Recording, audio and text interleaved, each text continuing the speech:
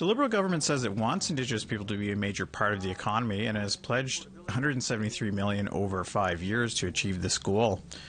But in her speech, Finance Minister Chrystia Freeland only mentions Indigenous people once, and that was in the context of the benefits they'll receive from economic development. For Indigenous peoples, building major projects and sharing in the prosperity they create.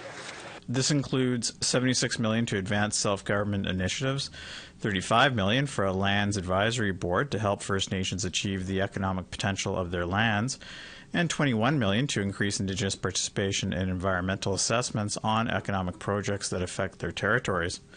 But by far the largest investment is Indigenous housing, with $4 billion to be committed over 7 years, starting in 2024-2025. Assembly of First Nations National Chief Roseanne Archibald says this is not enough.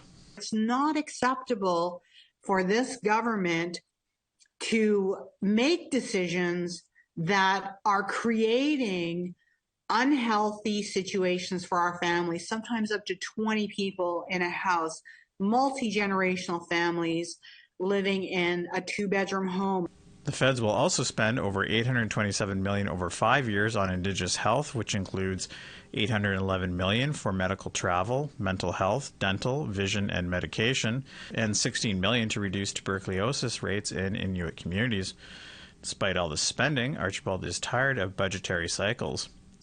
You know, we're asking for clean drinking water. That's a reasonable ask. We're asking for housing that is safe, a very reasonable ask. We're asking for infrastructure that puts us at the same level as every other Canadian. Again, very reasonable.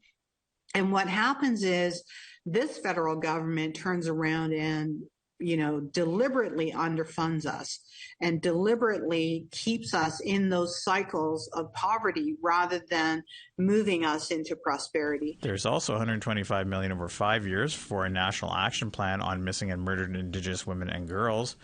About $96 million of this funding will be used to help families access information about loved ones and enhance victim services. The government is calling this year's budget a Made in Canada plan, with close to $200 billion to address healthcare backlogs, the launch of a public dental care plan, and a grocery bill rebate.